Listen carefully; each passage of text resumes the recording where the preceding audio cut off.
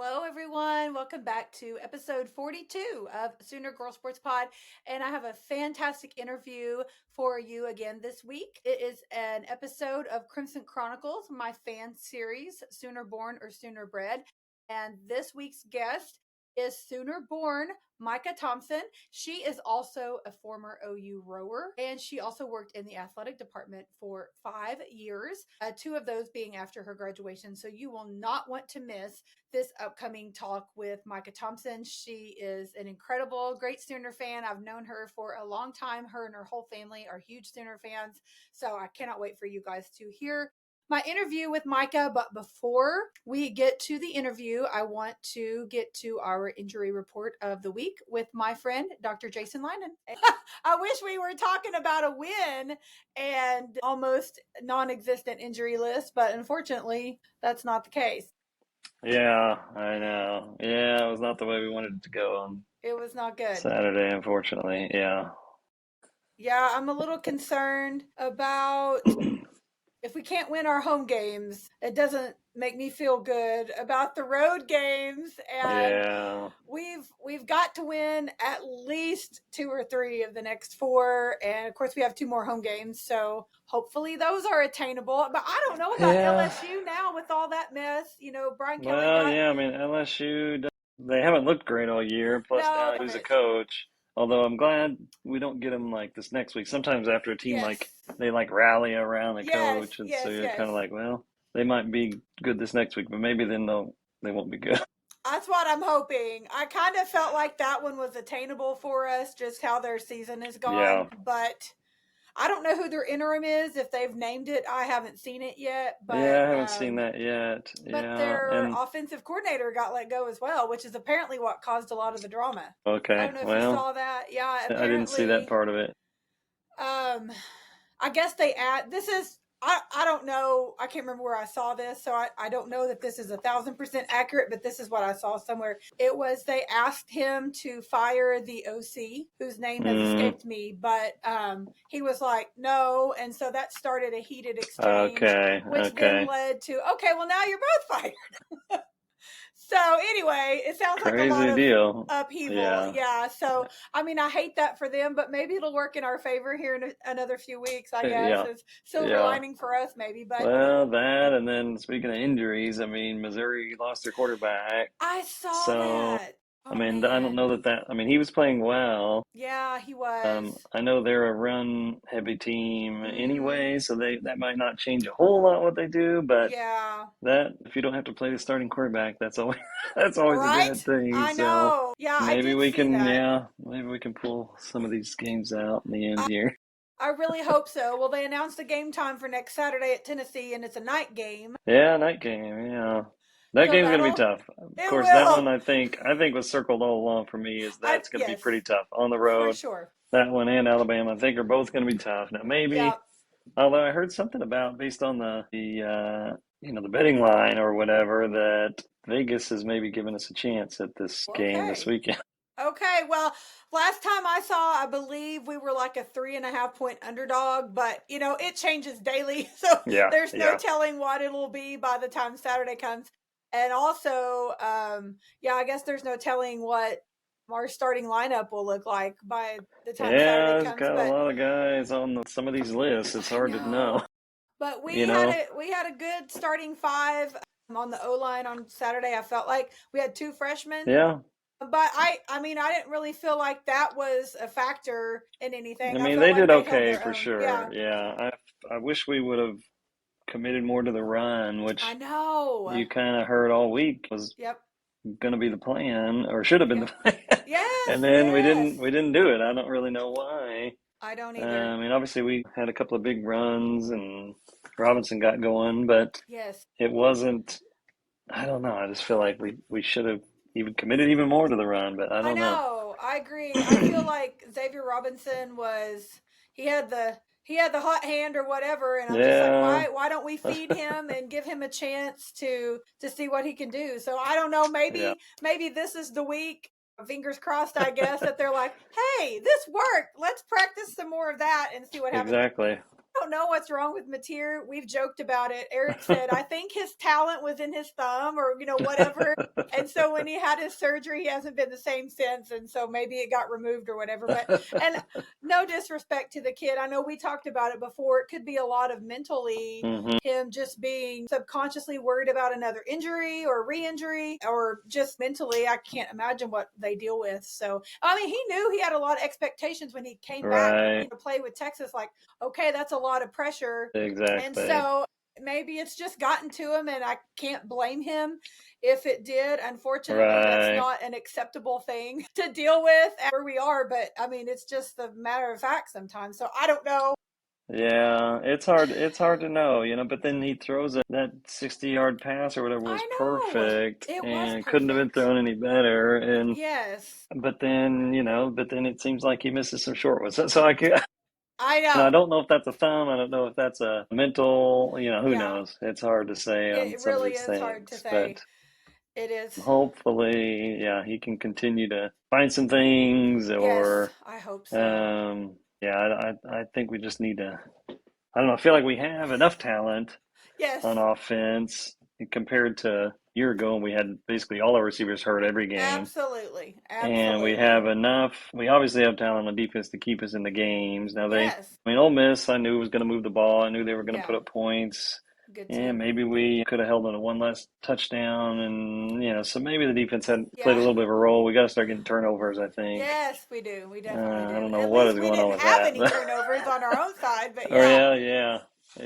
So, anyways, I think it's just going in, of course, it being a home game, we were hoping that would be enough advantage for us. And I heard several people mention about how the field conditions were a factor for us and not so much them, which is not normally the case on your home field. And that's no offense to the turf people at all. I think it's just, it was a weird weather day for sure. But yeah, I mean, I think we knew it was going to be a challenge, that game going in, and just they're a good team. But I think what the hardest thing was how we lost. Just like you said, some of Mateer's throws were not on point. We did have a few defensive issues. I mean, I've had people be completely off the hook with the defense, like they're mad at them. And then I've seen other people like, well, I feel like they played well enough for us to win. I'm somewhere in the middle there. I mean, they played good overall, but there were a few missed tackles and things like that. But, I think they were fairly average for the most part. I don't blame them necessarily for anything. I feel like it's mainly offensive stuff, but I mean, I think the thing is, we had a chance to win that game. We had multiple chances to win that game. Yeah, and we just the little things. I mean, we fumbled a kick return there at the end. Yes, and then we were going to have a chance to go win the game. Yeah, the safety was just that's one of those play calls. Like, why don't you run right up the gut? Why are you going around the end? Yes, and exposing yourself? Just get a few yards up the gut. Yes. Yeah, I don't. And that was a few little too. things. Yes. And third and long. I mean, I feel like I was joking during the game. Oh, it's 3rd and 12. They got us right where they want us. I mean, yes, they really did. 3rd and long. It's like every single time they got a first down.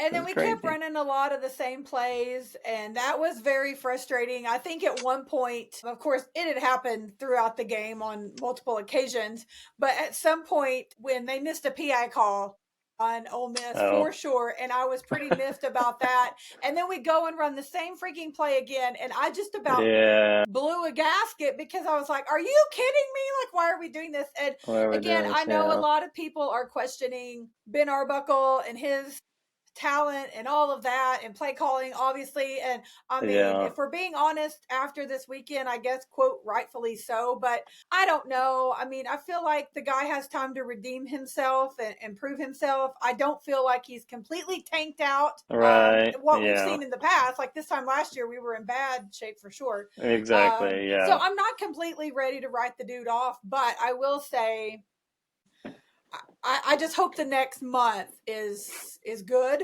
for Venables. Yeah, we need to at least be competitive. Compared to a year ago, we look a lot more competitive. We totally do. We do. And that's hard too, because I'm like, well, we've come so far, but then I'm like, okay, well, we're not there yet, but we're close. I don't want to say that. Want to be, but that's the trigger. Of course, this is Oklahoma, so we want to. I know. We start every year saying, hey, look at the schedule. We could actually go undefeated. Like, I know, right? I mean, let's be realistic here. With this Yeah, league we're especially in, not it's these just kind days. of tough. Yeah. I mean, when Vandy is doing what they're doing and Yeah. Mississippi State, good congrats They to looked a Jeff lot Levy, I better. guess. Yeah. I mean, Yeah. they were like the low tier of the SEC, and we're like, okay, well, we can do better than that, right? Well, now look what they're doing. So I'm like, okay, Yeah. now we're Yeah. kind of It's still in the tough. middle of the pack, and that's not to the standard for Yeah. OU. And I know a lot of people Yeah. are like, well, if we don't go 8-4, what does that mean for Venables? And Right. it's just a lot on the table. Obviously, technically, we're looking for a new AD. Well, I yeah, mean, that's I true know too. Castiglione's there through June or July or whatever, but technically, we're hiring that position. Do we really want to do all of that? Right. Um, Yeah. I don't know that they do anything as far as firing goes unless we just completely get our butts handed to us the Yeah. next If we 4 look weeks. terrible, if we look uninspired, okay, then you might talk about it. But yeah, people always get on the And I'm not on that downtrend. case. Yeah. But if you think about it logically, I mean, we're going to play 3, I guess, now that LSU's out of it, but 3 ranked teams coming up Yeah. here in a row. If you It's win all 3 of those, somehow you're literally going to be right back in the conversation for playoff exactly. and all this I stuff. I mean, mean, so you're not really out of it, even though people are ready to right. go into the depths of despair and I write know. everything off. Yeah, It's kind of for like sure. really, even though we haven't looked great as we thought we might, there's still out. There's still There are. I mean, we're 6-2. I think I'm pretty certain without a doubt that we can at least end up 8-4. yeah, I think I so. mean, I feel like that we can. I hope that I'm wrong in the sense that we're maybe 9-3. But I hope I'm not wrong in the sense that it's worse. But I'm not in the fire Brent Venables, fire Arbuckle camp by any Right. means because Yeah. I know there's a lot of aspects to that. But again, it trickles down to recruiting and development and all of that. Yeah. And you don't want to just scratch the whole board. Right. Exactly. There's a lot on the table. So I'm not in that camp by any means. But Yeah. yeah, I guess we'll just see what happens Saturday. Fingers Yeah. crossed we compete. I think Can the yeah, at biggest least have a thing, chance, give us a chance to win maybe and yes, see what it looks like. Yeah. Yeah. I just feel like if we can play some complimentary football and just see that, it would be nice and everybody would feel a lot better, you know what I mean? And I think that's the biggest thing with our 2 losses is we have not seen that. It's been Yeah. bad. The So losses have been bad. Yeah. it's hard Yeah. to lose when you're like, but we could have won if we hadn't have played like dog poop or Exactly. whatever. So Yeah. that's hard. But anyway, on the flip side, injury wise, I know we've got our, I hate to say staple injury on the ones that have been sitting out there for a while. But on Kobe McKenzie, I never did find out exactly what his injury was. No one seems to know anything, which I guess maybe is a good thing. But I will say, so his fiance is Kinsey Hansen, our former softball player. Oh yeah. Uh-huh. And so I saw on her social media yesterday, she had posted some photos and videos of them. I'm assuming they were from Sunday. So, assuming that it was recent footage, I guess, that she posted, he had no brace on, nothing taped, nothing. He looked and acted normal in the video and the photos Okay. she Well, posted. that's So, good. maybe he just got dinged up and they were like, okay, just I don't Mm-hmm. know. Maybe it could be a concussion too, because that again doesn't require any sort of Well, outward yeah. Yeah. sign. So maybe it was something like that. I don't know. I don't even remember seeing anything happen to him. I don't remember seeing much on the field as far as injuries, and I Yeah, guess maybe Blaylock was injured at some point, apparently so, but he came and back, so I guess he's fine. yeah, so it's hard to know. I mean, they just don't give you any information, which No, I mean, I kind of get it from their side, although it's kind of like just it's it's not hard to say. frustrating. He I sprained his know. ankle. I He's know. working through it. I don't know Exactly. why they can't say that. It's not It's a frustrating. And yeah. I asked my friend inside source about Kobe McKenzie, and because he on the sideline on the game during the radio broadcast are like he's in the injury tent or whatever, and then he Mm-hmm. comes back out, doesn't have a helmet on, and never goes back in the game. That's literally all anyone knows. Nothing was ever Yeah. said, and my thing Yeah, I is, mean if that my makes you wonder if it's a concussion or it does. something, I'm like, if But my again, I person didn't doesn't see know, anything. Gabe and Teddy don't know. I don't know what to tell you.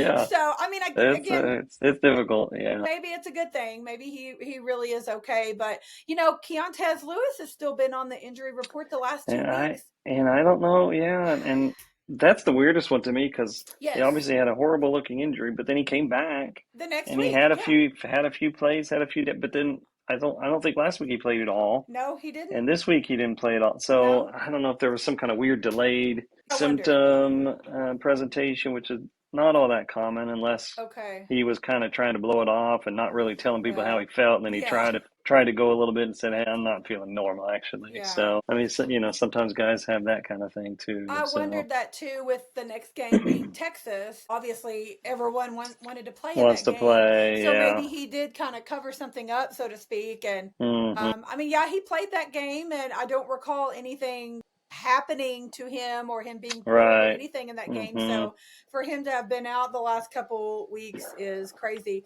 And then Yeah. Derek Simmons, didn't he play last week at South Carolina? I think he did, but he may Oh, have got wait. an ankle or No, something. I don't remember if he did.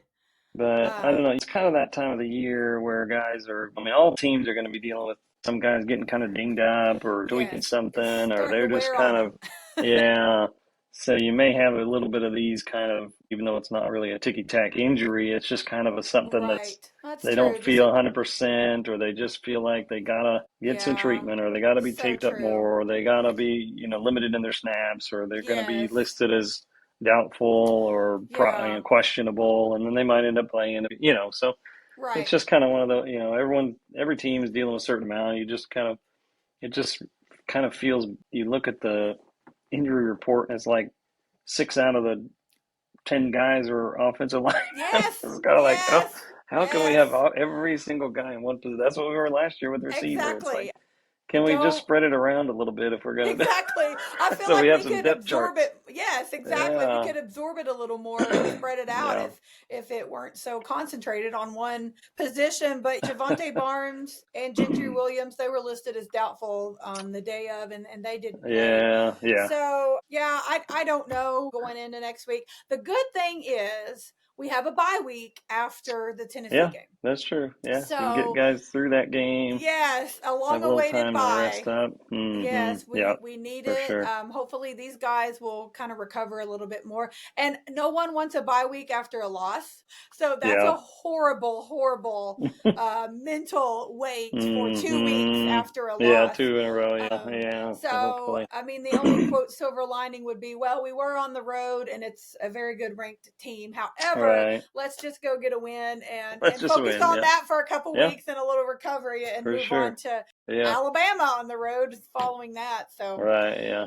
I guess we'll yeah, see. And fingers crossed that, I mean, like I said, I know it could be a lot worse for sure. I'm glad that our list yeah, isn't any longer or any more serious for the yeah. I guys mean, for we haven't sure. had a But ton of real serious stuff except yeah, our quarterback who had surgery and then had came something back removed. in 2 weeks. So that's He had his kind of talent crazy. organ removed. Well, I feel bad. I really feel bad even joking about it because I can't imagine the mental weight that kid carries. So Yeah, I do feel yeah, bad making a joke about it, but something's going on with him. And I think it would be important for him to understand and for us to understand that it's okay if there is still something going on with him right. physically or mentally. He just had Yeah, surgery, what, 4 or 5 weeks ago. So anyway, it's hard for us as fans to focus on anything yeah. other than the on-field product and the win-loss record, but Right. Yeah, there's a lot yeah. that goes into play. So thank you again to my friend Dr. Jason Leinen for joining me each week for an injury report for the team and also for just chatting a little football with me and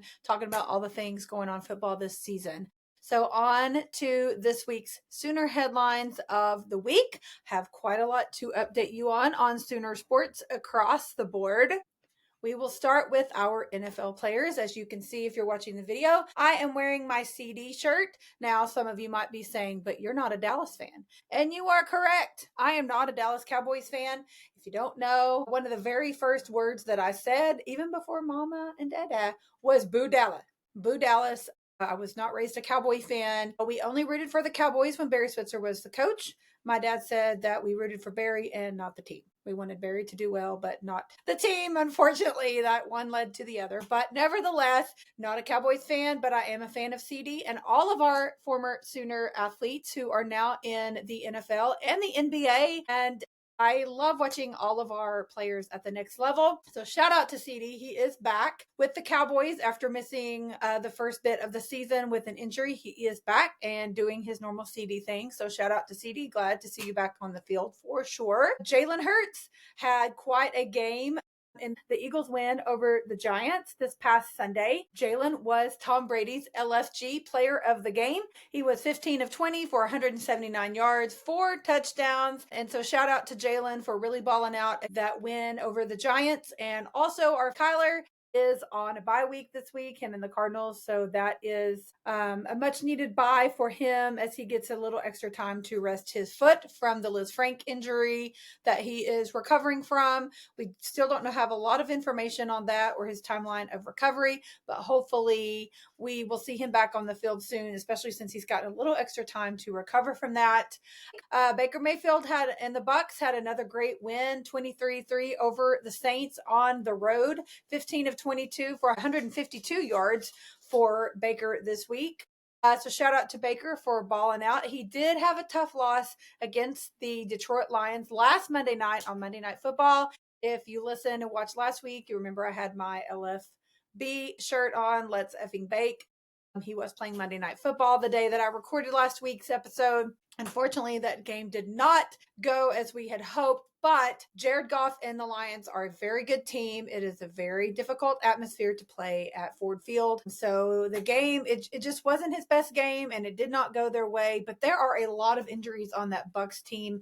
If you don't follow the NFL, Mike Evans, he is a highly rated tight end. He was back from one injury, started that game last week against Detroit, and unfortunately went out with another injury, this time a collarbone fracture, and he will be out likely pretty close to the rest of the season, depending on how playoffs pan out. But just a tough go. I mean, if Sooner fans know anything about injuries, boy, Baker's going through it for sure in Tampa Bay. But Tez Johnson, he's one of their rookies. He's really stepped up and got a lot of work in for the Bucs. They're getting the job done when they can. So shout out to Baker for continuing to ball out. I will do a quick mention for our former Sooner Spencer Rattler, though he didn't finish his career at OU. He finished at South Carolina with Shane Beamer. He plays for the New Orleans Saints, as does our Danny Stutzman as well, who's been getting some reps on special teams and things. But Rattler was benched this past Sunday in that loss to the Bucs, so don't know what the future holds for him, but he was benched for their rookie. I did not get to watch that game. It was not in my market available for me to watch, so not sure of a lot of details on that, but Rattler was benched. Now the Bucs have a bye week this coming week, so that'll be good, hopefully, for some of their injuries as well. We have so many former Sooners across the league that are doing great things. Of course, Tressway punting for the Commanders. They play tonight, Monday Night Football, as I'm recording this, against the Chiefs. Nick Benito's doing great things in Denver. They had a huge win yesterday as well. So just lots of former Sooners across the league to watch. Billy Bowman at the Falcons, again, doing some great things. So be sure to check out those guys each week as they play for their NFL teams. Wanted to give a quick tidbit of information in case you missed it. There was padding added to the stadium brick walls around the entire stadium at the Gaylord, Oklahoma Family Memorial Stadium just this past week before we took on Ole Miss. So it definitely makes me feel a little better after the Keontez Lewis crash back at the Kansas State game. He is still on the injury list, which Dr. Jason and I talked about how he returned for Texas, but we have not seen him the last 2 weeks. He's on the injury list. Not quite sure what's going on there. But that was a nasty crash nonetheless. I'm so glad to see some padding, extra precautions put up around the stadium for that going forward for sure. Also wanted to give a quick shout out to the Selman family. You know, they are a big name in Oklahoma football for sure. And Lucius Selman was named to the 2025 SEC Legends class. He's the oldest of the 3 famed Selman brothers who started Oklahoma on the defensive line in the 1970s.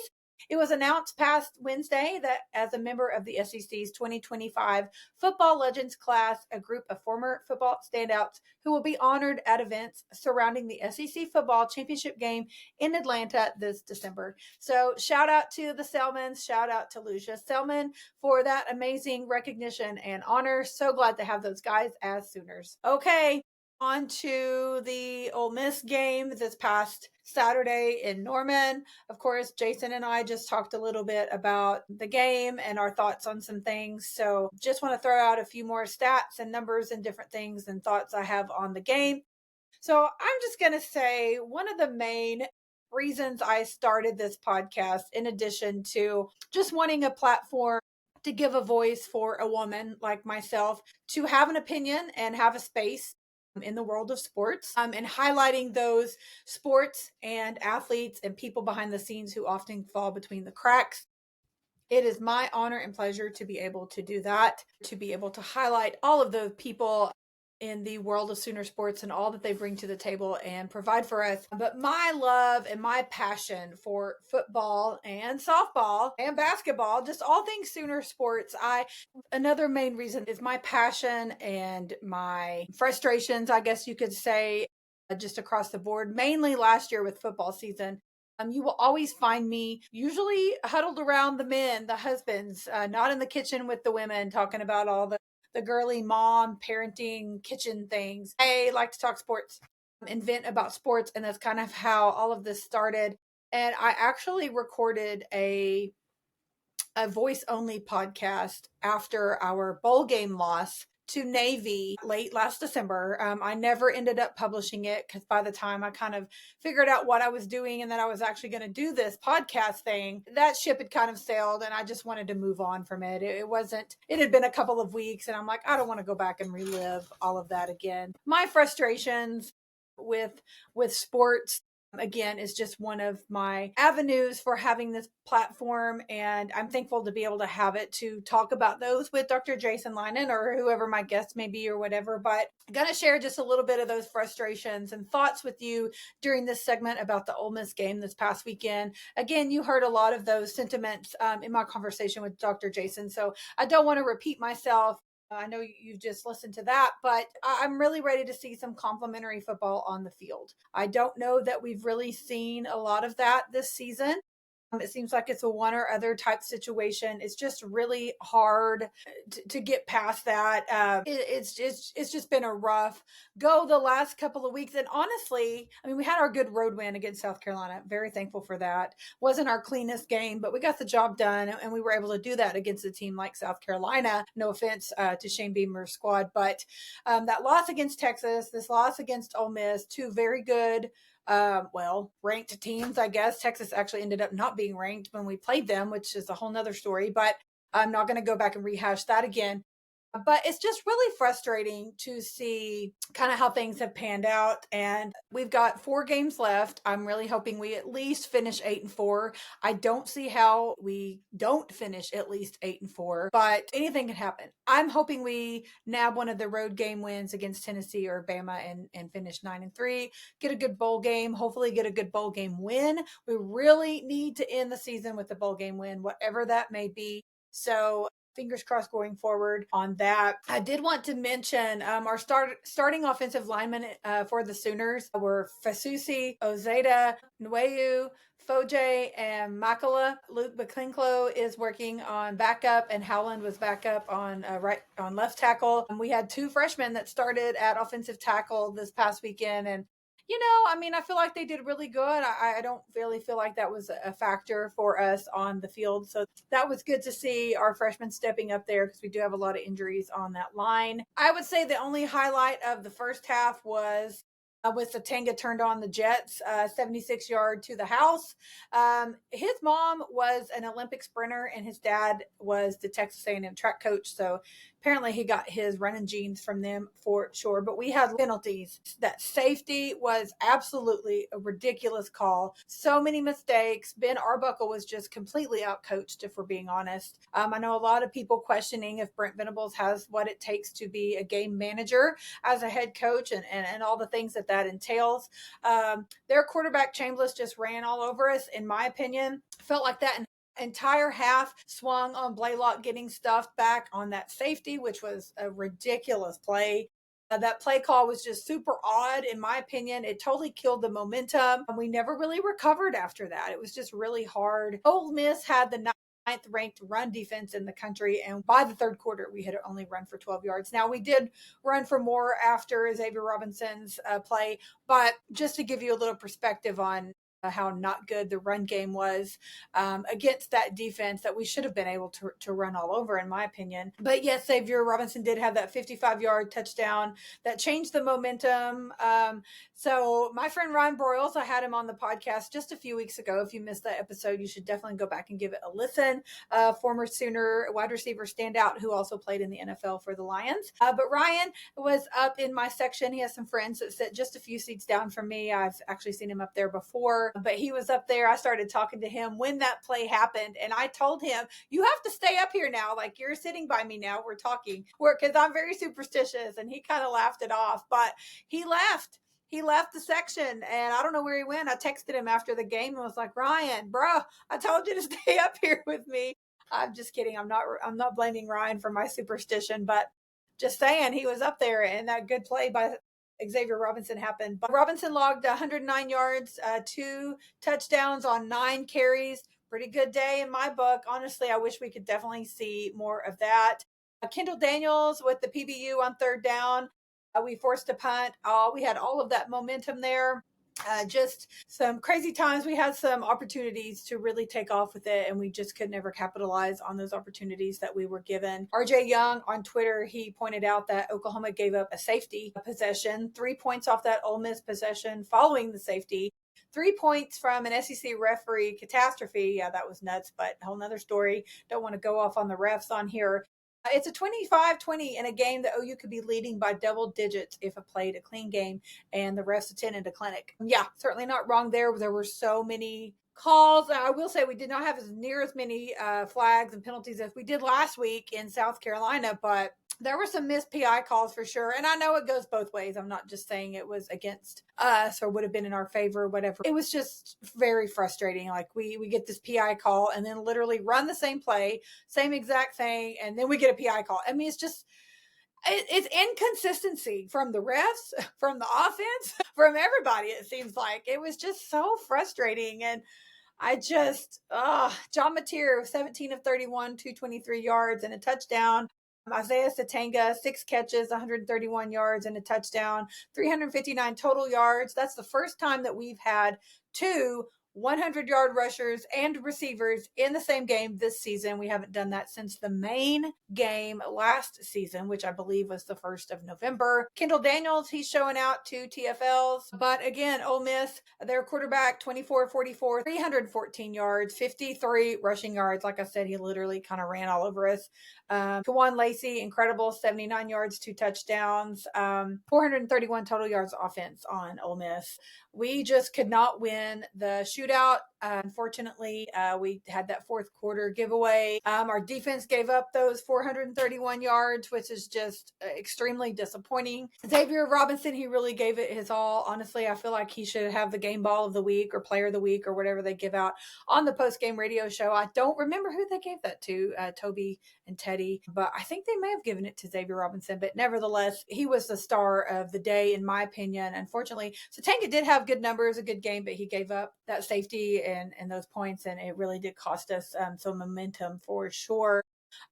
But we don't win when we can't win the turnover margin. -6 on the season.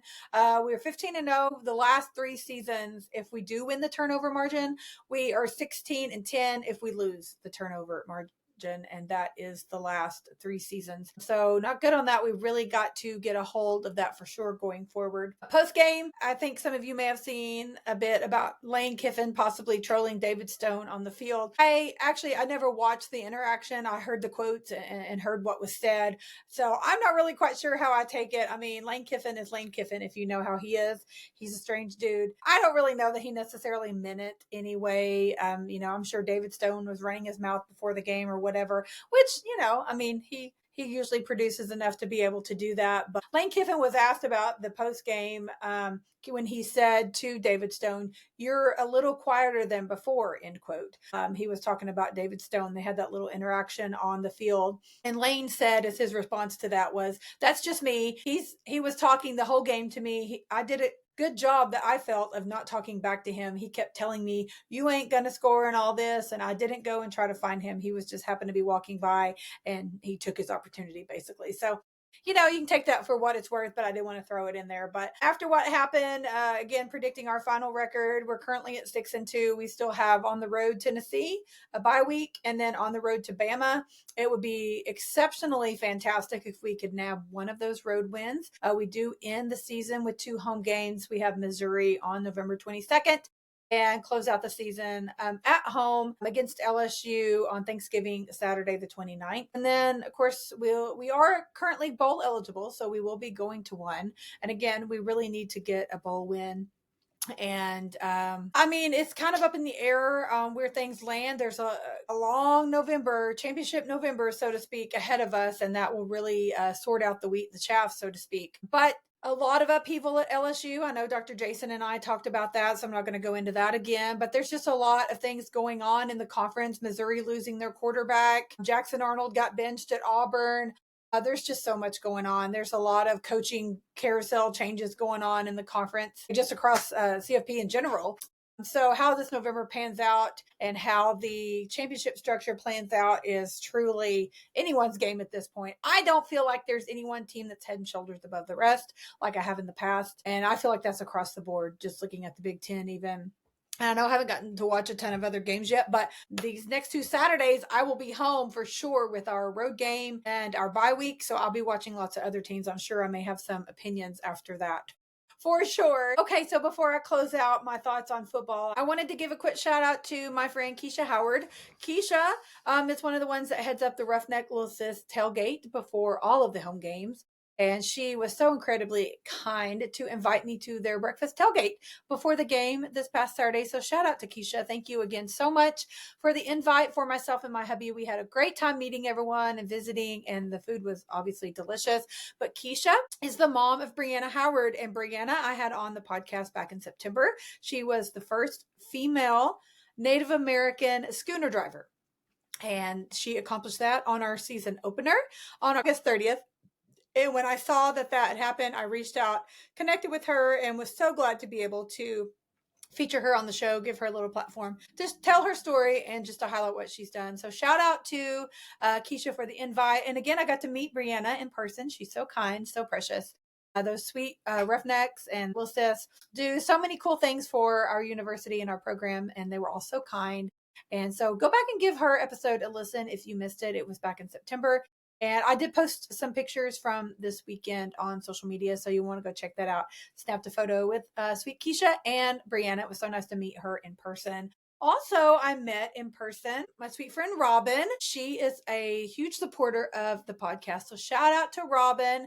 I'm not going to say her last name on here, but you know who you are, Robin. She caught me in the stadium before the game. We stopped and chatted just for a little bit. And it was so nice to meet you and your husband. My husband and I had a great time visiting with you. And she is a big supporter of the show, a consistent listener. And I truly, truly appreciate all of that support so much. And if you see me out in the wild, so to speak, always give me a holler. You never know what my facial expressions are going to look like. I always try to keep that RBF off of my face. But if I look rude or mean, I promise you I'm not. I'm literally just clueless. So thank you, Robin, for looking past that and giving me a holler and getting to chat with you. It was so much fun to visit with you and so, so, so nice to meet you and your hubby. And also, if you're on Twitter, you probably know the name OU Prissy. She is someone I've talked to on social media as well for quite some time, a great follower and supporter of the show as well. She saw me walking outside of the stadium. I unfortunately didn't see her or make eye contact with her until we were passing.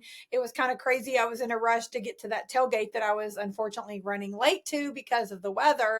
But shout out, thank you again, OU Prissy, for recognizing me and calling me out in the crowd. It was so, so nice to see you. Thank you again for saying hello. I love it when people say hello. And and stop and talk to me. And I hope to see you guys out in the wild, so to speak, sometime. If you ever see me, just holler out Sooner Girl. And if I ignore you, I can assure you it's not on purpose. You can ask my hubby, ask my friends. I sometimes get in my own little bubble and get a little clueless, trying to get better at it because of obviously I'm getting recognized in what I do. But I am so appreciative of all my supporters and all the invites and opportunities I've gotten because of this podcast. And I just cannot thank you all enough. I also want to give a quick piece of information. Actually, Robin, that I was just talking about, that introduced herself to me on Saturday, she told me that one of the Vandy players, because I mentioned Vandy on the show last week, just talking about how they have really come out of nowhere and they're doing so well in the SEC, which is not normal, but shout out to Vandy. They're doing great. But Vandy player Cade McConnell, he is a 3-star O-line from Choctaw, Oklahoma, and he is playing very well, doing well for the Commodores this season. So I just wanted to give a quick shout out to Robin for telling me that. And if you're needing somebody, a little Oklahoma connection there to follow on the Vandy team, if we're rooting for them, Cade McConnell, number 70 on the O-line, is from Choctaw, Oklahoma. So cool little tidbit of information there. Okay, on to men's basketball. First of all, I want to give a good luck shout out to our NBA Sooners. We have Jeremiah Fears on the New Orleans Pelicans. We have Trae Young on the Atlanta Hawks. We have Buddy Hield in the Golden State Warriors. And we have Austin Reeves and the LA Lakers. Austin Reeves went off last night. Now, if you don't know, the NBA season officially started last Tuesday. And so they've all played a couple of games. Our Thunder, they had 2 double overtime wins. Our Thunder did revisit at the Pacers, and then they beat Trae Young and the Hawks. And they've been playing so extremely well so far this season. So anyway, back to Austin Reeves. He totally went off last night. 51 points, career high, 11 rebounds, 9 assists, 6 triples, and got the win. Of course, he is the 5th player in Lakers history this season this century to score 50 plus points in a game. So he is an elite company there. So shout out to Austin Reeves and all of our former Sooners across the board. Jeremiah Fears has gotten to play for the Pelicans, of course, Trae Young and the Hawks. He's a regular starter as well. And Buddy Hield, Buddy Buckets, has been doing his thing out at Golden State. Those teams come to Oklahoma City to play the Thunder, so check their schedule and try to get out and watch our former Sooners. It's always a lot of fun to catch them on the court. Our men's basketball team had an exhibition game at Wisconsin this past Friday in Milwaukee. They won 84-83. Xavier Brown, 18 points, 5 assists, 4 rebounds. Nigel Pack, 15 points, 5 rebounds. Darion Reed, 14 points, 4 rebounds. Jeff Nwanko, 10 points, 3 rebounds. Going to be a fun season, it looks like. A great team to watch. Sooners shot 52% from the field, 55 from the 3. They were 11 for 20. And 88% from the free throw line to beat the number 24 team on the road. I know it was just exhibition game, but sounds a little promising. It makes me excited. But next Monday, November 3rd, home opener double header with the women and the men. 1 ticket gets you into both games. So you definitely want to check that out. I recently spoke with Tyler Neal.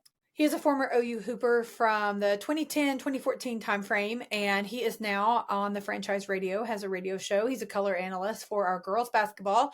And I talked with him, and I will be doing a basketball preview episode with him. That episode will be dropping next week on November the 5th. You will not want to miss that one. I had a great conversation with him talking about both the men's and women's basketball teams this coming season and just kind of our thoughts on the season and what we're looking forward to and the players and coaches and all the things. So you will not want to miss next week's episode. Basketball preview with Tyler Neal. So I'm super excited. I'm thankful that Tyler gave me the time to come on the show and talk about all things basketball. And I can't wait for you guys to hear that one next week. Our women's basketball team, preseason all SEC coaches team honors for Reagan Beers and Peyton Verhulst. So super excited again to see those girls get out on the court. And again, next Monday, November 3rd, you can see both teams in their first official game of the season. The men and women's doubleheader. So what a great opportunity to see both teams on the same night. So get out and support our basketball squads. There's lots of games coming up on their schedule, lots of opportunities as far as tickets as well, very affordable. So get out and support them. Also, quick reminder, OU women's gymnastics schedule is out. They start their home contests in January. Season tickets are on sale, so you'll want to make a point to check your calendar and get out and support those girls as well. Men's gymnastics also will be starting around the same time frame. Their schedule schedule has not yet officially been released, but I do know that it is coming soon, so stay tuned on that. Baseball, they are fall balling. Last chance to see them for free is this coming Thursday and Friday, October 30th and 31st at 4 p.m. And that is for free at Eldell Mitchell Park. So you'll want to make a point and get out if you can this Thursday and Friday to see our baseball squad. I have not, unfortunately, been able to attend any of their fall games. I've been seeing some clips and stuff on social media, some photos. Look and sound pretty good, just from what I've seen. But a great opportunity to get out and support the guys and see them for free this coming week. Softball, last Thursday night battle series. I will have to say so far, I think the MVP of the fall season is Kendall Wells. She is our freshman catcher who also apparently can rake at the plate. And so you can't go wrong there. She kind of reminds me of Kinsey Hansen a little bit. I know we haven't seen a ton of her, so I'm not trying to get ahead of myself there. I want to see Kinsey Hansen in her for sure, I guess is what I should say, especially going forward into the spring. But Kendall Wells opened the night with the homer. We followed again by 2 from Nellie, 2 from Lexi McDaniel, again, also a freshman, 1 from Gabby, 1 from Sid Berthon, who's our new LSU transfer pitcher from the portal. Cassidy Pickering closed out the night with a grand slam because, of course, she did. Melissa Parker, again, our freshman, good in the circle and at the plate. So another well-rounded complementary player that Patty's brought in. She had 2 homers, a total of 9 homers on the night. We also saw Audrey Lowry in the circle. She looked good as well. Ella Parker and Kai Miner, also a freshman, shined in the outfield, had some fantastic plays. So it looks like Ella's doing Ella things. And again, just great to see these freshmen coming in, making themselves right at home at Love's Field and on the team. You can't go wrong there. Halloween night and on November 6th are the 2 last home battle series opportunities you have to get out and see the team. $10 general admission ticket.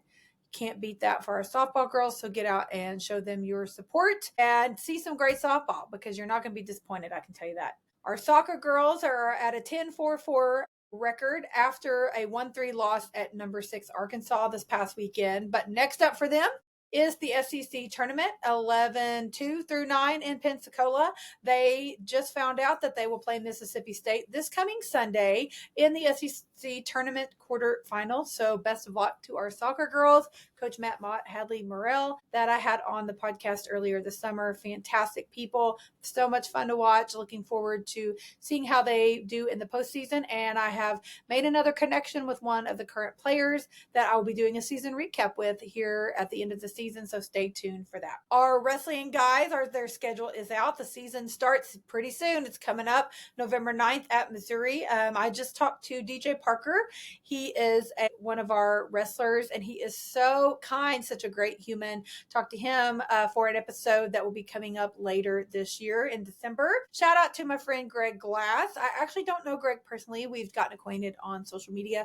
Again, just another great supporter and follower of the show. I sent out a plea on social media asking if anyone had a connection to someone in the wrestling department, and he was able to connect me with DJ, and DJ was so kind. I enjoyed our conversation and I learned a lot about wrestling because wrestling, I think, is one of those sports that often gets overlooked, and I don't know a lot about the sport, but I'm wanting to learn, wanting to familiarize myself with it, and of course, wanting to support my Sooners. So shout out to Greg Glass for helping me make that connection. Shout out to DJ Parker for schooling me on some wrestling during our conversation, and I'm looking forward to you guys hearing that conversation with him here in another month or so. Our volleyball girls are sitting at a 12-8 record after an unfortunate loss at Florida and the loss at Auburn at home just yesterday on Sunday. They do have a game at home against Arkansas this coming Wednesday, the 29th, so the day this episode drops. And also Mississippi State on 11-5 at home and Bama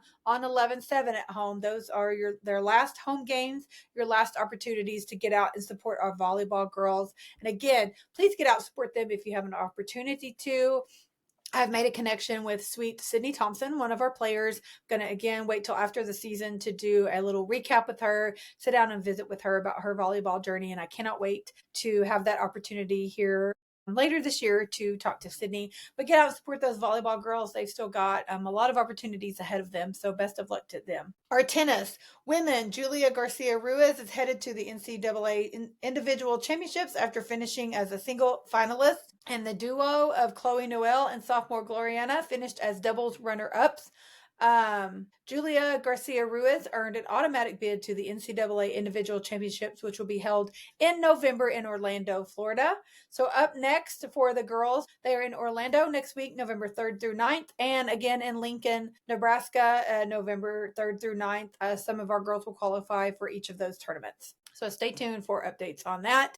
Our men, shout out to my friend Bruno Naveen and his doubles partner, Oscar Lacitas. If you missed my episode with Bruno earlier this summer, you will want to go back and listen to it because it is one of my favorite episodes, one of my favorite conversations. Such an amazing story that Bruno has on his life tennis journey, how he ended up at Oklahoma, just great.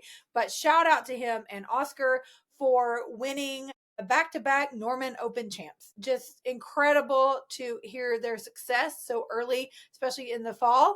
I'm just so proud of them and them representing our university well. Up next for them, they head to Harlingen, Texas, October 27th through November 2nd for the ITF 12K Harlingen. So best of luck to all of our guys in that tournament as well. Just a reminder, our rowers have the Princeton Chase coming up on November 2nd in Princeton, New Jersey. Our golf women are sitting at a number 25 ranking, ending their fall play, tied for a bronze finish on the Jim West Challenge in San Marcos just last week. So shout out to our girls. They have a great slate coming up this spring, and they have been working really hard. And I love to see all the success that they had going into the fall and throughout the fall as they played. Gracie Mayo, Reagan Cheney, Audrey Risher, Savannah Barber. And then again, just overall as a team, we tied for third in that tournament. So just super cool to see our Sooners on any stage really showing out and representing us well. Our men's golf has the Williams Cup at Eagle Point Golf Club in Wilmington, North Carolina, just this past week, and they tied for seventh. And the last for the fall is I'm not going to try to say this, but it's a classic at a golf course in Maui, Hawaii, and it is October 27th through 29th as the guys close out their fall season. So stay tuned for those results. Just a reminder, we have lots of club sports. I also talked to DJ Parker, our wrestler, about the women's club, and he was able to get me in touch with someone who is in charge of the women's club wrestling, and I'm going to be connecting with them soon for an episode of the show. But we have the women's club wrestling, lacrosse, rugby, hockey, and we even have club soccer and club volleyball as well. It's just so cool to see these kids working so hard to represent our university. So I share a lot of that information again on social media when I can.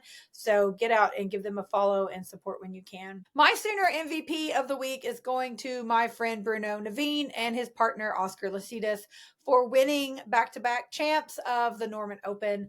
My tennis guys, such fun to watch. It's crazy. Just last Sunday, I snuck over and watched them practice a little bit before that tournament, and then they turned around and won the whole thing. So shout out to my friend Bruno and Oscar. Congratulations. You're my Sooner MVP of the week, and I'm just so glad to be able to cheer you guys on as Sooners. Okay, for my Sooner fun fact of the week, Oklahoma baseball product Danny Jackson appeared in 3 World Series with 3 different teams.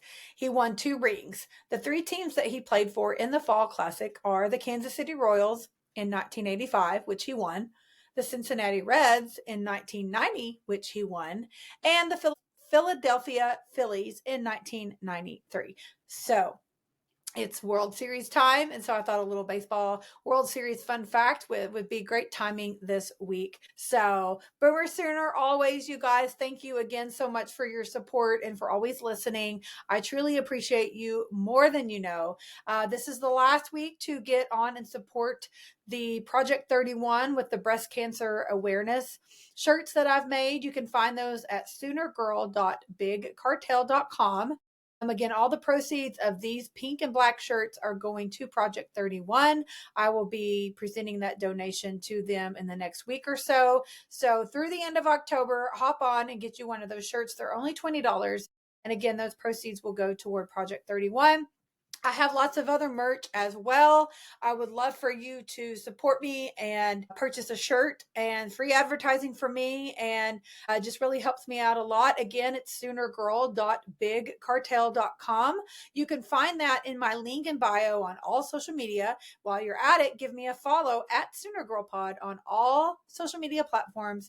My link in bio on all the platforms will have all of this information. Don't forget to download, follow, subscribe, and share with a friend. friend, leave a comment, all the things, and everything's linked in my link tree, which again is my link in bio. On all of the social media, you will find that, and you will want to be sure and sign up on my Substack. You can sign up for free. The October newsletter of the playbook will be coming out soon. You won't want to miss that update as well. You can have it delivered to your inbox for free, so you do not miss anything regarding the Sooner Girl Sports Pod. Also, if you want to join the locker room, that's where all the fun stuff happens, girls. We had an online huddle with my friend Travis Davison from KREF Radio just a few weeks ago to do a Red River rivalry review, and we got out some frustrations with him, and it was so great to talk to him. I truly appreciate Travis doing that for me. But you have to be a member of the locker room to do our online huddles. I do plan to have some more guests coming up for that as well. I also am doing a ticket giveaway soon for my locker room girls. You get a merch discount. We have a private chat, Instagram feed, all the things. We just have a lot of fun there. So I hope that you'll come join us. It's only $5 a month. You can also do that on SoonerGirlSportsPod.substack.com. Again, you can find all of that in my link in bio. If you would like to advertise or sponsor or support the show in any way, you can shoot me an email at SoonerGirlSportsPod@gmail.com, or just send me a message on any social media. I would love to know that you're listening and that you're supporting me, and I appreciate it truly more than you will ever know. And again, thank you all for listening. Let's go get a win on the road at Tennessee, and I will see you all next Wednesday where we talk sports. And now to introduce to you this week's amazing guest, my friend Micah Thompson. And Micah is a proud 2014 graduate of OU's Gaylord College of Journalism and Mass Communication, where she majored in public relations and minored in nonprofit organizational studies. She spent a season on the OU rowing team before finding her true calling of working in the athletic communications office, where she worked for 5 years, including 2 of those after graduation.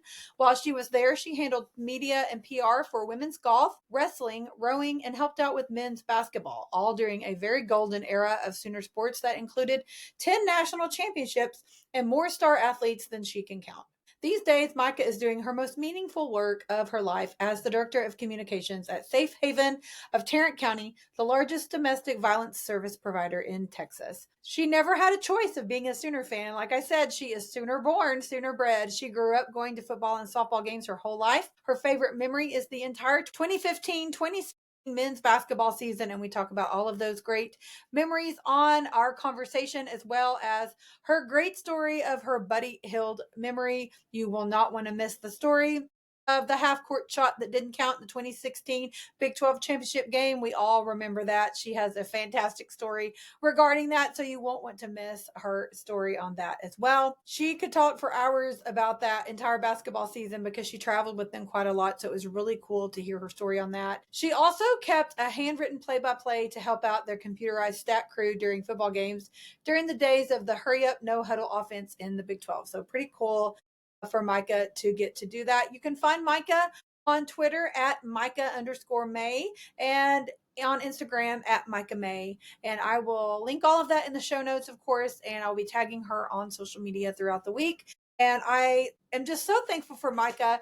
I've known Micah since she was in high school, and her family, and they were just truly amazing, great people. I'm so thankful to call them my friend, and I'm even more thankful that Micah decided to come onto the show and share her stories with me about being a former rower at OU and just growing up a Sooner born, Sooner bred for my Crimson Chronicles series. I hope you guys enjoy my fun conversation with sweet Micah Thompson. Okay, but I'm excited to hear all of your stories. Obviously, you said you grew up with all the OU things, so you always wanted to go there. That's how I was too, so I totally get that. Okay, so how did you get into rowing? Because obviously that you didn't do that before you got to OU, but you were an athlete in several sports, so you wanted to utilize obviously that. I went to a very tiny high school, so when you go to somewhere small like that, you're expected to play every sport. Basketball was definitely not my favorite, but it was like I had friends who played softball so that we could have a 9-person team. So, you do basketball to do the thing. Yes. So,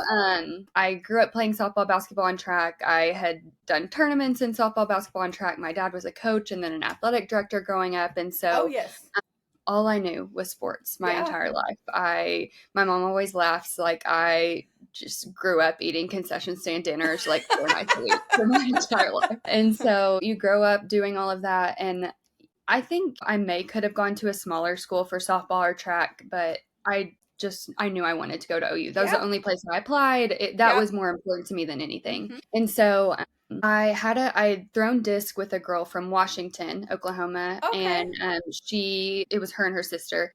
Her brother is James Winchester.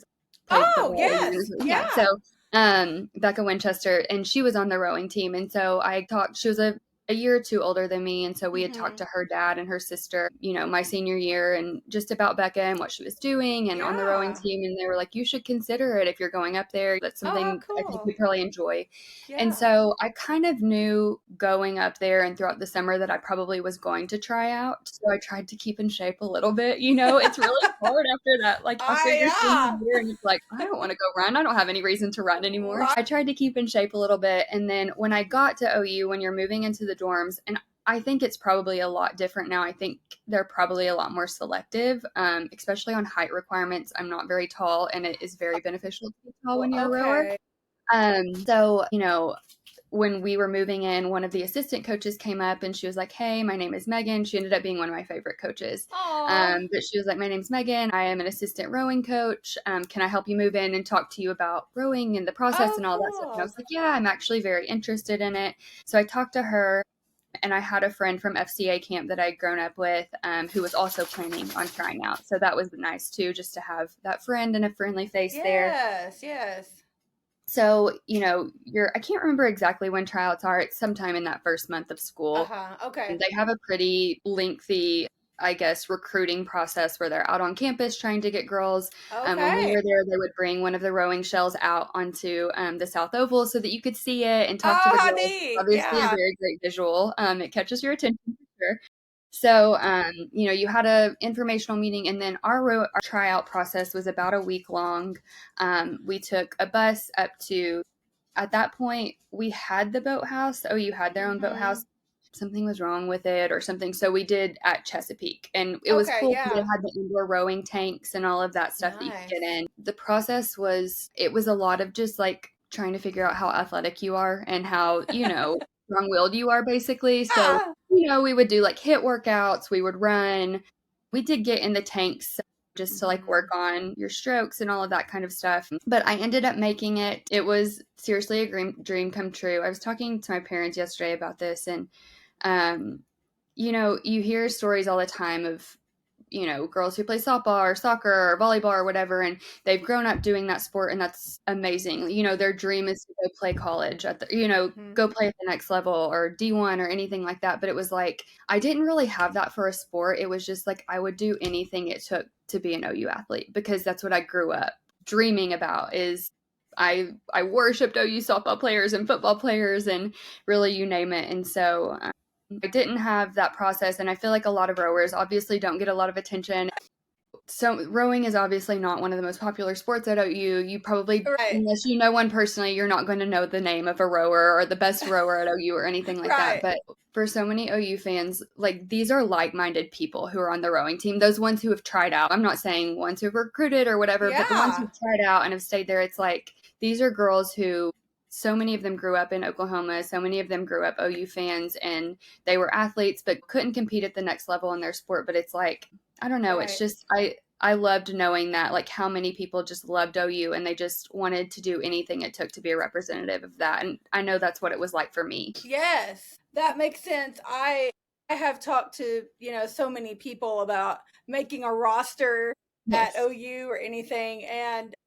But I can't even imagine, for me, and I know I can relate to you on this, like, I'm not an athlete at all, but the pride that it would give me to represent OU on any sort of roster, and just wearing the OU on your chest and representing your school that you always wanted to is truly amazing. So for you to have gotten to do that is super cool. Yeah. Me, and when I only rowed my freshman year. Okay.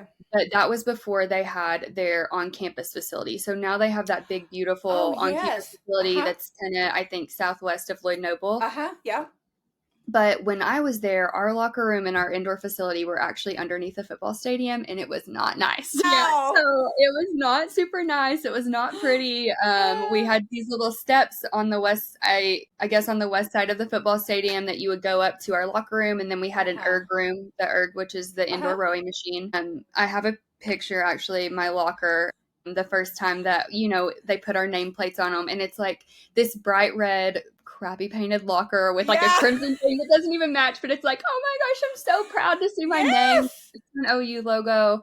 Just so much pride seeing that for the first time and getting to compete was really cool. That is so cool. Well, like you said, rowing is not a sport that people necessarily think of when they think of OU, and most people probably can't even name one of the athletes, which that's sad because I love all things OU and always have. But in the last year or so, even before I decided to do this podcast, I was like, why have I never gone to a soccer game? Last fall, I went to 2 soccer games, and I had gone to men's gymnastics, but it had been in college. So it had been, 20 years. Eric had been wanting to go. So I'm like, why have we never done this? Let's just go. So we found a time and did that.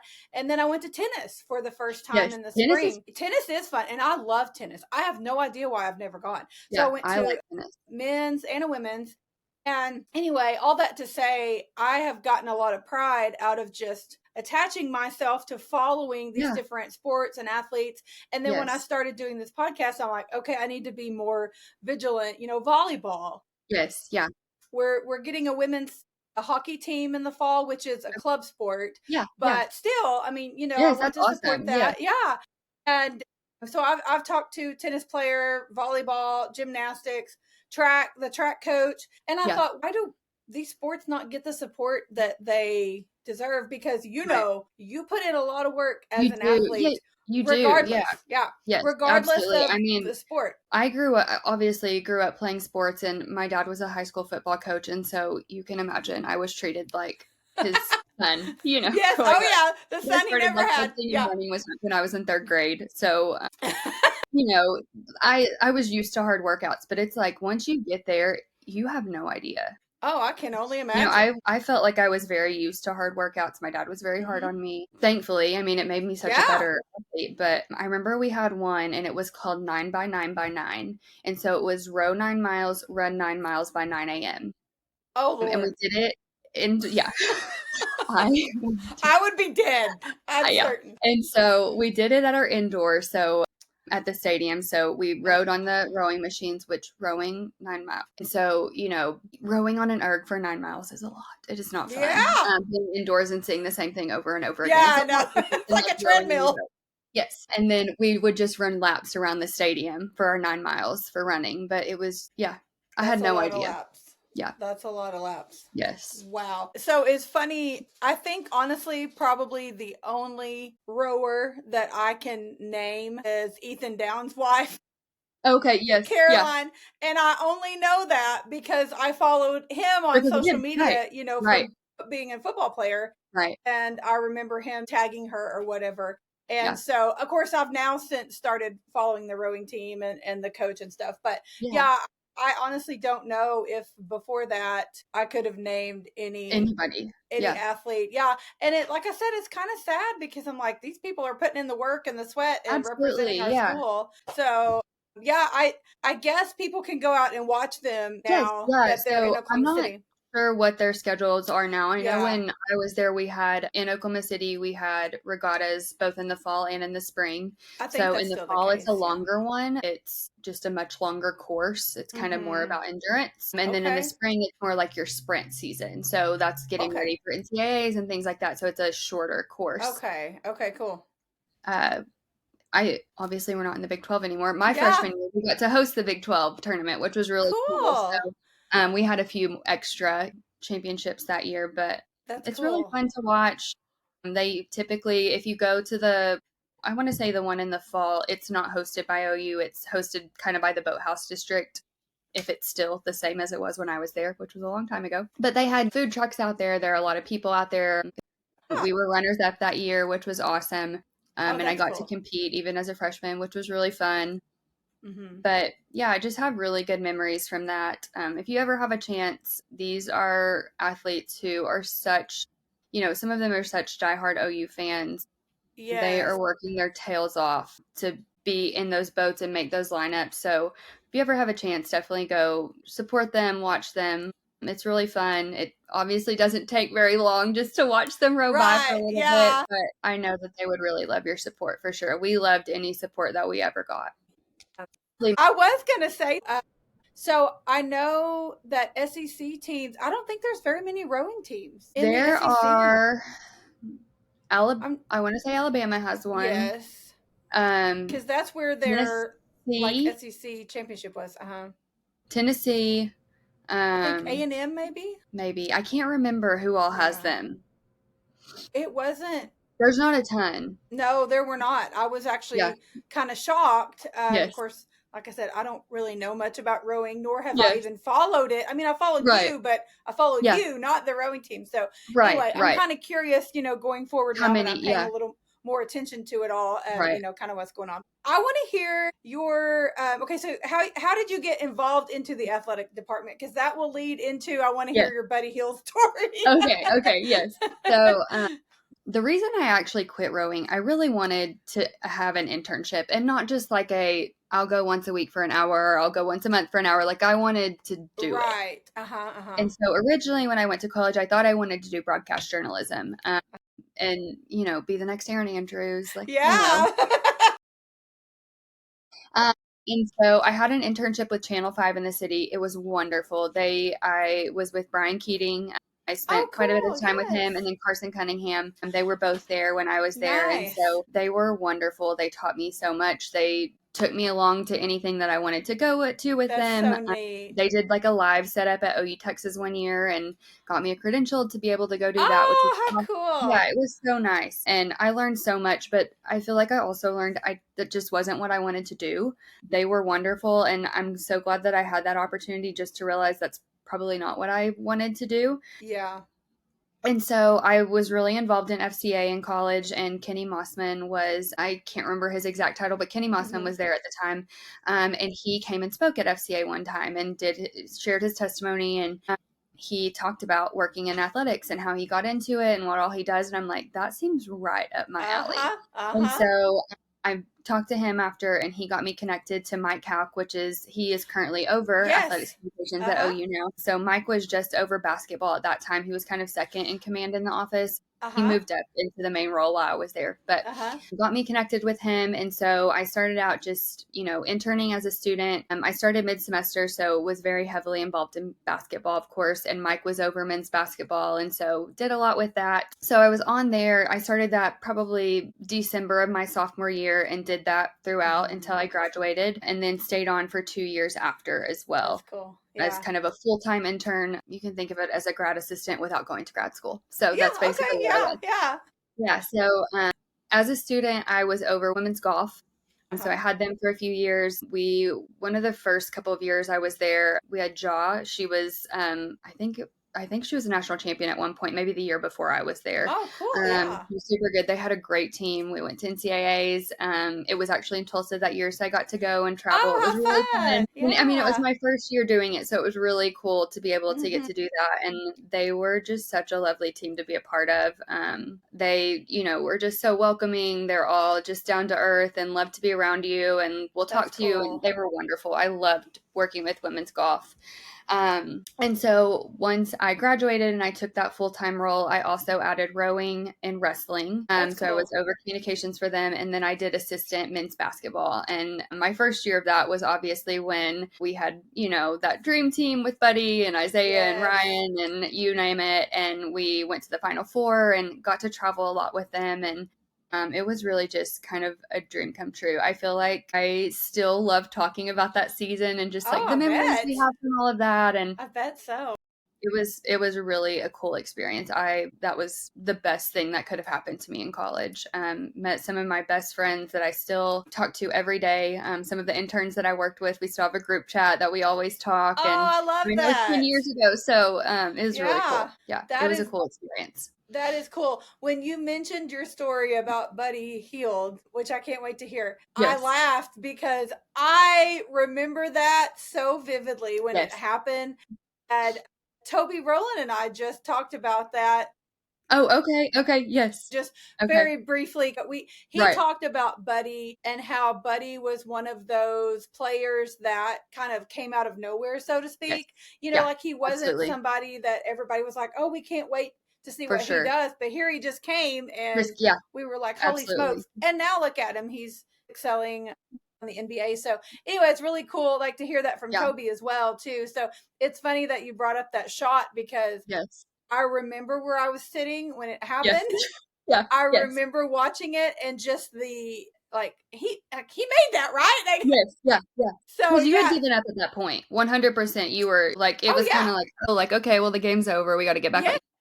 So let's hear your story about it. Okay, so I just feel like first off, like one of the most special things about Buddy is just like who he is as a person. I've worked with him basically for the 4 years he was there. Yeah. More heavily, obviously, his senior year, I was more involved with basketball, but he just was never too big for anyone. And I mean, you got to a point with him, especially toward the end of his senior year, where it's like, you're traveling with a literal celebrity. You know what I mean? Yeah, like, that's what Toby was saying yelling as well. His name, wanting his autograph everywhere you go. And it's just like, he was the same person throughout that. That's so cool. She's just like such a special person. I feel like him and Baker both were very similar in that way. And for them to both be at OU at the same time, like that was such a special time in the athletics department to have both of them at the same time. For sure. I'm so lucky to have been there at that. But absolutely, not to interrupt you, but that is literally exactly what Toby Rowland said. Yes. Because I asked him who were some of the previous athletes across any sport. Of course, you know, Toby does football, basketball, and baseball. If there was someone across those sports who stood out to him, and he said the same thing you said about Buddy.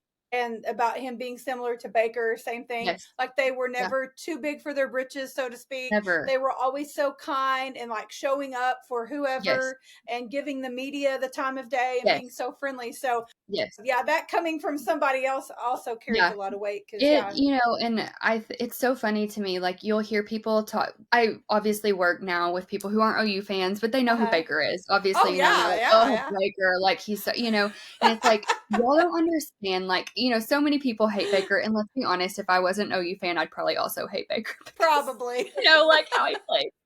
Of course. But Baker behind the scenes he was such a nice person. Like he was the same as Buddy. He was never too big to talk to anyone. That's so cool. You know, he would joke with you. Obviously, none of the boys wanted to do media after a game or practice or anything. They want to go home. But so I'm the bad guy, obviously. Like, hey, you know, we're pulling you for media availability today. He would joke with you, like, my God, like I don't want, you know, but just like would do anything you asked of him. That's so cool. If you saw him out, and I had some mutual friends with him, so I just knew him like in passing outside of work as well, but never too big. Like if you saw him outside of work to come and say hi to you or anything like that, both of them were that way. And just, I love that.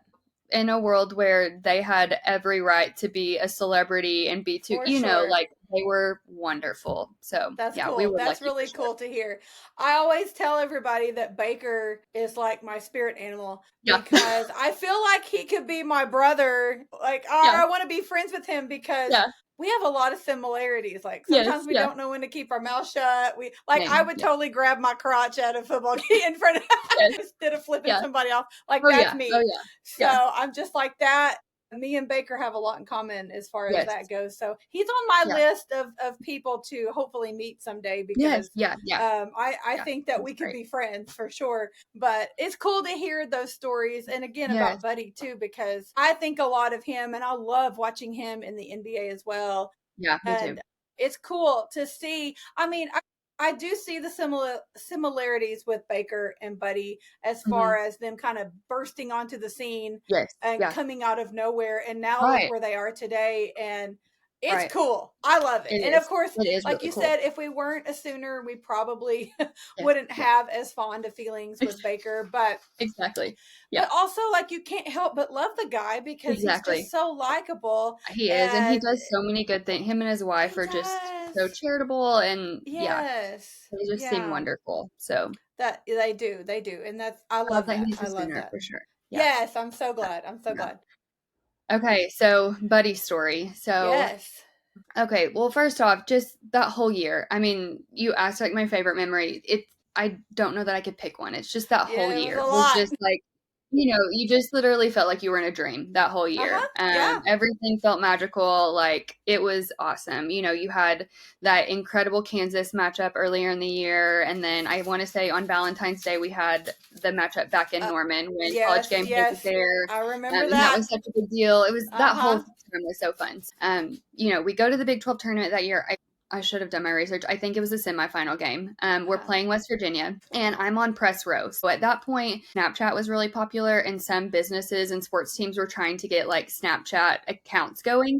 And so I was the one that tried to get the men's basketball account going. So I kind of was doing Snapchat. I had other things, but that was kind of what I was doing for the game. So I'm sitting at the end of press row. I'm sitting there, and Jessica Cootie, who was the former Sooner Sports kind of like the sideline announcer, she did all of that, sitting with her, and then our social media person, her name was Maggie. So we're all sitting there, and it's at the point where there's no time left on the clock, and you're all just like, oh my gosh, okay, like, let's just get this game over with, whatever. So you kind of given up at that point. And I just remember, like, I'm sure it took 2 to 3 seconds for it to leave his hand to go into the goal. But like, it felt like it took like 30 minutes. You're just in there. And then, it goes in, and it's like, you don't even know what to do. And obviously when you're on press row, you can't cheer. So that was hard for me. You can't cheer, And so I just remember it goes in, and all of us just like stand up and freeze. And I just remember Jess saying, like, guys, we have to work. And so if you remember correctly, Buddy rushes over. I think he hops onto the scorer's table where Fran Frischel is sitting. There's that like famous picture of Fran, like, like looking at me like that, and Buddy's up there or whatever. And then he crosses over the half wall and goes into the crowd. Well, it's on the same side that I'm on. And so I'm at the end of press row, and I'm like, I have to get this on video. So you obviously can't go down the aisle. There are so many chairs, bags, whatever. So I'm like, I'm just going to hop up on the half wall. So I hop up on the half wall. I'm recording this whole time. I'm walking down the half wall. I fell off at one point. This Iowa State man like catches me. Oh my gosh. I have all of this on video. I mean, like, I was in the crowd with him. That's I think awesome. Maybe Isaiah or Jordan followed him into the crowd too. Like, I have all of this on video. Well, then they end up calling it off, and in frustration, I delete it. And so I'm like, if I had that, like, is my biggest regret. I deleted that video because it would have been so good. I mean, just to show people, even, I know. Yes. So, you're frustrated anyway. That's a good story, but that's not the best part. So the next day, at that point, I don't know what they do now, but we actually bussed up to Kansas City, and we would all ride up there or whatever. So it's a long bus ride home when you lose in the semifinals, when you're that good, you just expect to be in the championship game. And, so I was sitting there, and Buddy was laying in the middle aisle floor or whatever. Well, he gets up and he sits by me, and he's like, Micah, I can't even use my phone. And, Buddy was popular before that, but I feel like when that happened, it was like when he became just like, crazy popular. Everyone's tweeting at him, tagging him, messaging him, all that kind of stuff.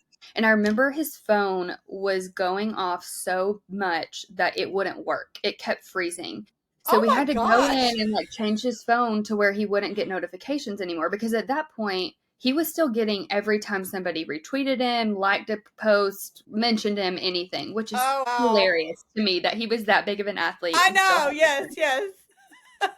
And so we finally went in and did that. And I remember he sat with me the entire time back to Kansas City, and he had, probably 20 to 30 different views of videos of the shot. And he would go through them, and he'd be like, Micah, what do you think about this? I feel like I got it off in time on this one. And I'm like, Buddy, no, the one on the ticker doesn't count. It's just, behind the goal. Like, you have to, and you can see that it's red before it leaves your hand. And the whole time he's like, well, what do you think about this one? And it's like, I know that's a bad Sooner memory because it was a loss, but it was just like, I don't know, just that whole year. That's and a like lot, getting though, to yes. spend that like special time with him on the way back. Yeah. And like you grow up just being such a Sooner fan, and I feel like so many times I took it for granted because you're used to being around them all the time, but like just little moments like that, those are the ones that I feel like I constantly am looking back on and remembering. And that's just something I'll never forget. Like, you know, he just constantly, well, what do you think about this one? And he would find a new one on Twitter, and he's like, well, look at this one. I think I got it off one time on this one. I'm like, no, you didn't. Like, sorry.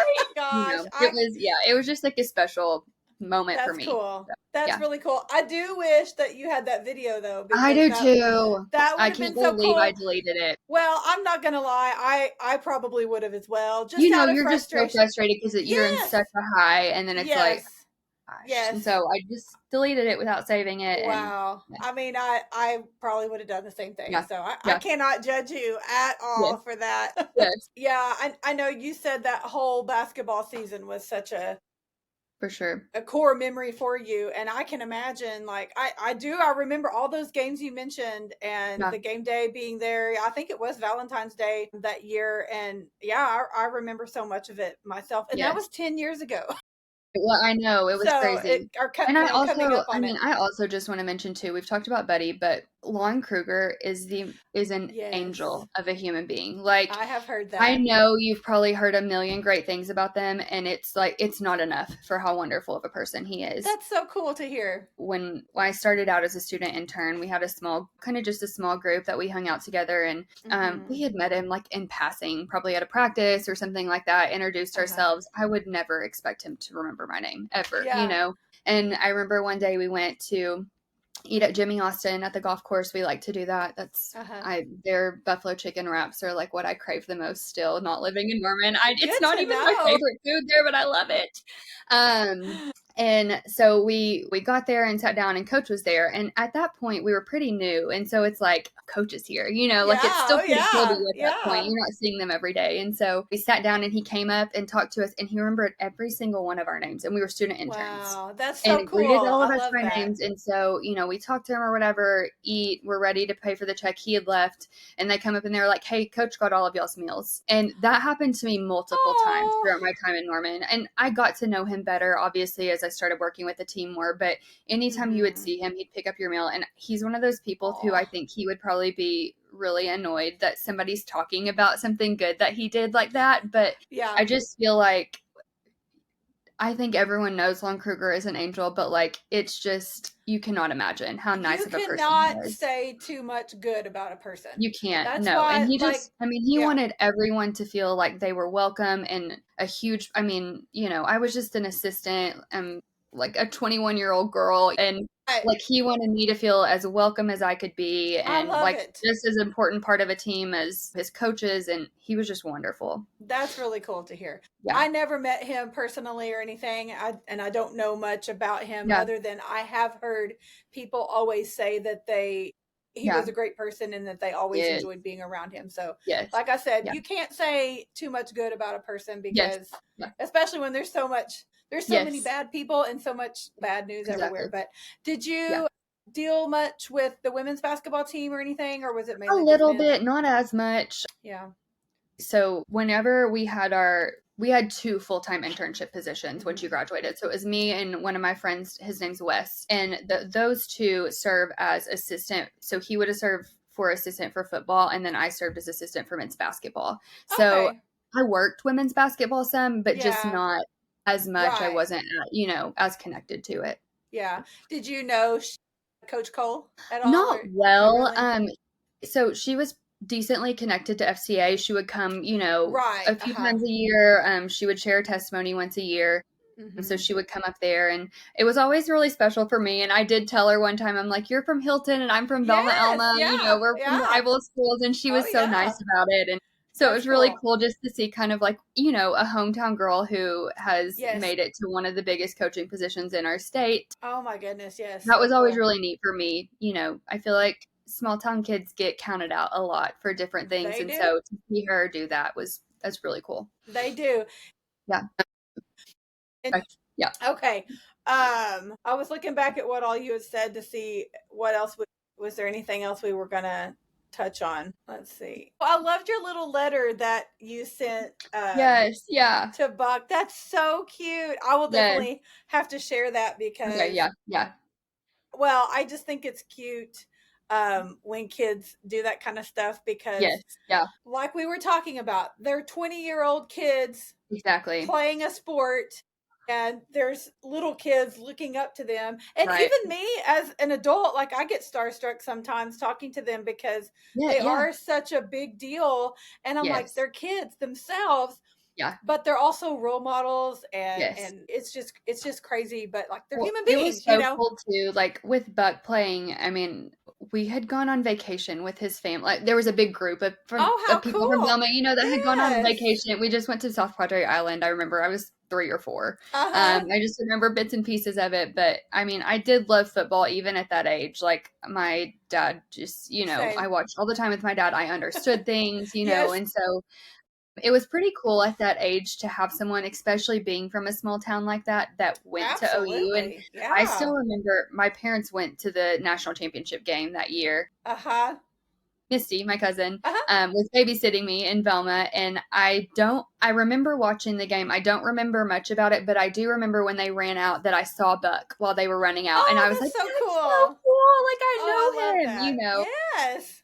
And so a few years ago, he sent that to me, and that he had, and I don't even remember sending it to him, but he sent it that he still had that note and took a picture of it. And then I found the picture, obviously, of him. We went to County Line Baptist Church at that point, right outside of Velma. And I don't know if he went there or what, but they had an event where him and another teammate came and after the national championship and talked and, signed autographs and things like that. So it was pretty cool. That is so cool. Yeah.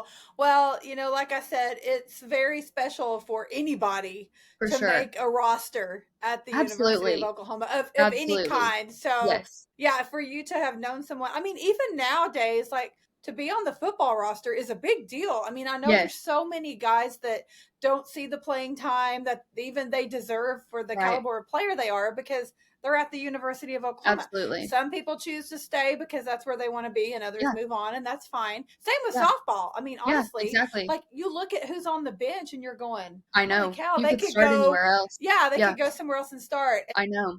I always think, I know this is more recent, but I always think of Grace Green with softball. Like she was an excellent player. Like she could have gone somewhere else and been in the starting rotation.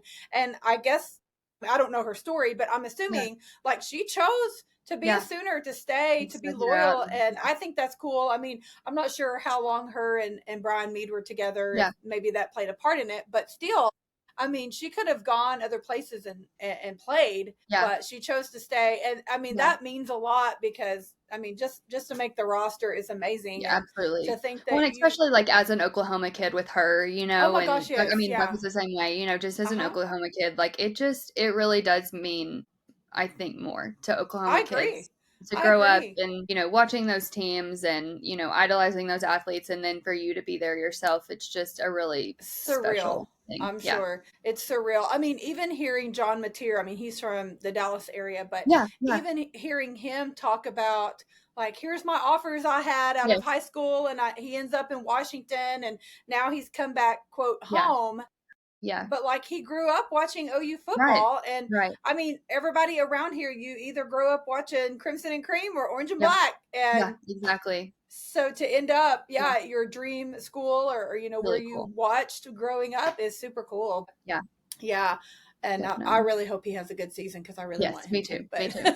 He seems pretty likable too. So he does. I was at the spring combine and I went down on the field to get autographs afterwards. And I always feel bad because I don't want to be like the old lady that's like knocking over the kids. But there were a lot of kids. There were other adults too. So I just kind of stand there and hold my thing out or whatever and move on. I don't try to make a spectacle. But it just so happened that when he was coming my direction, I was like, I think I can take a selfie with him. And so I was like, hey, can I snap a photo real quick? He was like, sure. So I took a selfie with him and I was like, holy crap. Like, I hope that I'm really glad that I got that one you day. took that, yes. But he was so kind to talk to. And Yeah, that was an interesting day. I mean, I'm sure you grew up watching the spring games and going to all that too. And so when they announced they were doing that different this year, I was like, okay, it's just the sign of the times. Everything's changing and all that. And I get it, but I have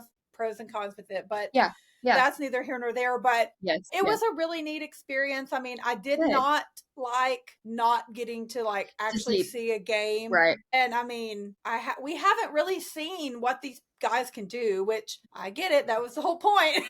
Right. But don't get me started. But anyway, I'm excited for that. And it was a neat event. But we'll kind of see, going forward, what how it happens. Goes. But anyway. Well, okay. Is there anything else? I don't want to leave out anything that you want to talk about. Or, I mean, we hit rowing, how you ended up in the athletic department. I remember when you were working in there, and I thought it was so cool. That was the biggest blessing for me to do that, because it was a wonderful internship, and I learned so much. I would cut some of their stories for them that would go on the news, and that's something I still use today when I work in nonprofit. I learned my video editing skills through them, and that's what I use today, which is wonderful. Yeah. But I feel like having an internship that doesn't work out how you want it to work out is also just as big of a blessing as having a great one. Yep. Because then I didn't graduate at 22, 23 and realize I hate this. Like, I have no experience and I hate this at my first job. Yeah. That's so true. I know this isn't a podcast about getting internships, but like having an internship in college was the biggest blessing for me. Yeah. I'm very thankful for my education in Gaylord. I learned so much, but it was very geared toward agency work, and that just wasn't what I was interested in. I wanted to work for someone and doing PR and things like that for them. That makes sense. And so, I feel like with that internship at OU, they just really allowed us to be as invested as we wanted to be. We could work as much as we wanted to, or you had certain set hours, but if you want to do something, by all means, go do it. And that was awesome. Well, you figured out a lot of stuff. Yeah, you got to learn a lot by doing that. I even had to go through, especially growing up in such a small town, when you go off and do big things, people are very proud of you. Oh, yeah. When I worked at OU and I'm, posting pictures at the Final Four and from the football press conference. Yes, that's a big deal. People think that is so cool. And it is. It's a cool job for sure. And, people are proud of you and, messaging you like, so proud of the work that you're doing. That's so cool. You're following your dreams. You wanted to work in athletics. And so it's a really difficult thing to realize that I need to step away. Yeah. And, I just got to the point the first year that I had the full-time internship. So I was traveling with both wrestling and men's basketball at that point. And in March, I was in a hotel bed 23 nights. And it's like, when you're that age, that's amazing. That is so fun. Wow. It's so that's cool. A lot though. You're constantly traveling, but it's like, I'm so close with my family. I'm so close with my friends. I was missing out on things. Yes, that's a lot. And I still love sports and still watch all the time. And I'm still invested and connected. It just was the right move for me to step back. And I feel like it takes a lot. And it takes a lot of growing up to realize that it's okay to make yourself happy and not just try to make other people proud. That's not what's going to make you happy. You're not living your life for other people. No, absolutely. And that's what I have told a lot of people. I had a girl that I watched play basketball in high school. She lives in Ada now. And right after I started doing my podcast and promoting it, she messaged me and she said, "Hey, I just want you to know that I think it's cool what you're doing. And I love your passion and I love your platform and that you're wanting to showcase women, yada, yada." And she said, "But I also want you to know that you inspired me to start this basketball club that I've been wanting to do." And I'm not saying this like to toot my horn at all. My point is like, I was like, "Hey, I'm going to do this because I want to." And she was like, "I've been, she was like, "I've been wanting to do this and I haven't done it. And I don't really know why, but like you inspired me to do it." Yeah. And I'm like, "Oh, okay, well, that's amazing. You go do you and have a great time." And anyway, so she just started that earlier this spring. But she's like, I mean, she was a pretty good basketball player in high school and she loves it clearly. So I'm like, it doesn't matter. Like if you want to start your basketball club, it doesn't matter how good you are. Just start it and have fun with it. Yes. Because honestly, like my first few episodes were so bad. Please don't listen to them. Absolutely. But I mean, I didn't know what I was doing. Know anything. Exactly. No, I didn't know. And I thought, okay, well, I feel like I need something to kind of help me stay. Like, nobody wants to just hear me talk for 30 minutes or whatever. So that's when I thought, okay, let's start talking to other people. There's plenty of stories. Yeah. I just started reaching out to anybody and everybody I could think of. Yes. That had any kind of connection. And I, in turn, got a lot of connections back, which has been amazing. But it's really cool. Awesome, I have. And it's crazy because I'm like, I don't really know how it happened. Like, I've been talking to a few different athletes, and I'm like, I just tag them on Twitter or message them on Instagram or whatever and just say, hey, this is what I'm doing. Chris Plank, I do know him. I love personally. Plank. I love Plank. He is awesome. Well, I name drop Plank, which I try to, if I feel like. Yeah, well, you want to have a little bit of legitimacy behind it. Yes. I mean, I'm not some random crazy lady. Like, hey, Plank's been on a couple of times. I've known him for a few years. And so that has helped me on a few occasions, I'm certain. But yeah, I love Plank.